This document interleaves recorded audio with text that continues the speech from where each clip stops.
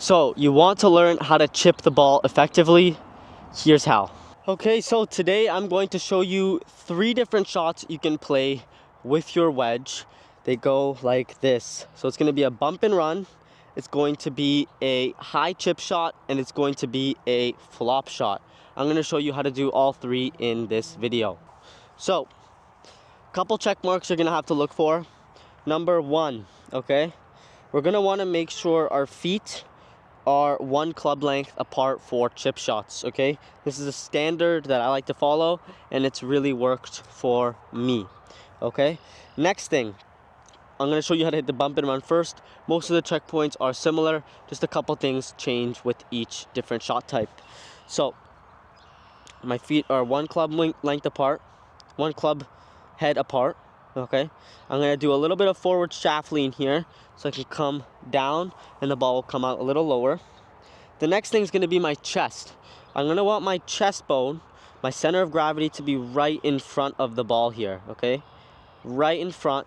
That way, when I'm swinging on the ball, my low point is gonna be after the ball, okay? You want your low point after, so you're hitting ball contact first and ground or turf after, okay?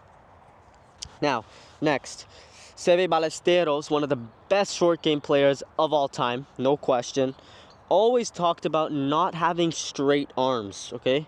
Not having straight arms here, as you have no control of your club, and it'll lead to a topped shot, okay? What I'm gonna want you to do instead is have your arms be natural. If you were to just let your arms hang, they have a slight bend to them. That's just how your arms work as a human. So have your arms, have your arms have that little slight bend when you're hitting your chip shots, okay? Slight bend, so you're nice and relaxed, you're fluid. This motion is feel based, right? This is feel and touch. You can't be all, curdled up. You have to be nice and smooth and feel the club moving, okay? Now that'll lead me to my next point, which is grip pressure. A lot of people get this wrong, but your grip pressure is really important. So on a scale from 0 to 10, where 0 is not holding the club at all, and 10 is holding it really, really tight, I'm around that 3 to 4 level, and I'd recommend that for you as well. Again, you're gonna wanna let the club just flow, right? The club is flowing, and then it's nice and easy. So again, we're set up. Back of my foot, you can even go further backwards, but I'd recommend starting with the back of your foot, the back foot, your trail foot, first to line up the ball. Shaft lean is forward. Feet are 1 club length apart, or club width apart, I should say, or club length, whatever works.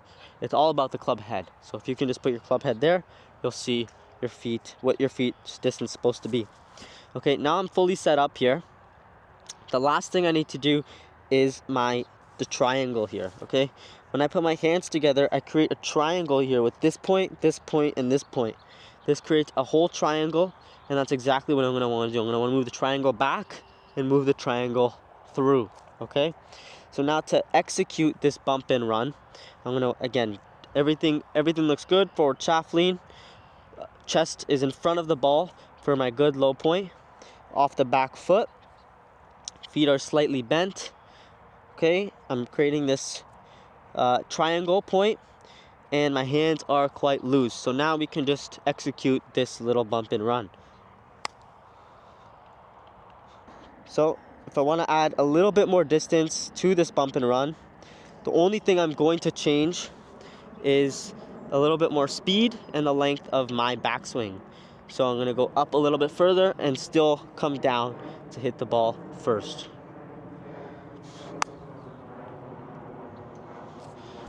Okay, a little bit more distance on that, and I like that. That's perfect. Okay, the next shot I'm going to talk about here is going to be your high and soft shot. This is an important shot to play. It's almost the most common shot that you'll play around the greens, unless you love flopping it. So, high and soft is going to be very similar to the bump and run, just with a few little tweaks. Number 1, still going to be 1 club width apart, okay? Club head apart. Okay, the only thing you're going to want to change is club is still going to be, instead of forward shaft lean, it's going to be neutral, okay? You're going to want your club to be neutral. Now, a couple common mistakes I see is people trying to scoop the ball up, right? When you're scooping the ball up, the only thing it'll lead to is topping the ball, right? Scooping, oh, I topped it. What happened? It's because you scooped it, okay? The other thing that would cause you to top the ball would be your head and your center of gravity behind the ball. If my center of gravity is behind the ball, I'm just gonna try and pick up the ball by scooping it, but with a different input, right? And that would just be your weight behind the ball. So we're gonna wanna do the exact opposite of those two things, is make sure our weight is again in front of the ball, right? We're right here. We're swinging, hitting ball first and turf after, okay? Now, with scooping, we're gonna wanna, instead of scooping, we're gonna wanna come down and kind of compress the ball here. We wanna be almost exactly even, if not a little bit further forward, so that the ball can pick up. Now, it's not about this angle here, which creates the ball into, which gives that ball that height into the air. What it's about is your wrist hinge here, right? So instead of being straight, just like your standard bump and run, or a little wrist hinge, what we're gonna wanna do is add some wrist hinge in here. So in the backswing, add some wrist hinge, and then you can come through, okay? The only other difference would be just in front of your stance here, add a little wrist hinge, still triangle, hands are still soft, and now we're just gonna execute this shot. So add a little wrist hinge and come through, okay? So now that gives us that higher chip shot, which will be better if we're short-sided or if we need the ball to stop quicker, okay? Now if we want a little more distance on that, again, it's the same thing as the bump and run. All we're gonna wanna do is increase the length of our backswing, increase the length of our follow through, and increase the speed of the swing, okay? So right here, just like this, backswing's longer, speed, and that ends up going further distance, okay? So, this last shot, which everybody loves, for some odd reason, no, it's not odd, don't worry. Everybody loves the flop shot, okay? Everybody loves the flop shot, right? Where the ball goes super, super high and it'll land super, super soft, right? It's pleasing, it's fun to look at, it's fun to watch. Here's how to do it. Okay, so for your flop shot, what we're gonna wanna do here is now open up the stance. Okay, we're almost gonna be wanting to hit a bunker shot here. Getting wide here, we wanna get wide, right? The width and the big wrist hinge is gonna allow that ball to jump up. Okay, a common mistake I see with flop shots, if your weight's too far on your back foot, what's gonna happen is you're gonna come up and you're gonna thin the ball, just like this. Okay, so that was thin. I don't know why I thinned it. I wonder why, right? It's because your weight was on your back foot, okay? For your flop, just like every other shot, you're gonna want more weight on your front foot because it leads your low point to be after the ball. It's ball first and turf after, just like every other shot. Now, although this bounce is dirty, because I just hit a couple shots, you can tell what the bounce is of the club. It's right here, okay? Now, what the bounce tells me is, if you're not using the bounce correctly, what you're doing is you're digging the leading edge into the ground, right? This is not a shovel, right? This is a club. What you're gonna wanna do instead is use the bounce effectively, almost like you're cutting the grass here, right? You hear that different sound? Right?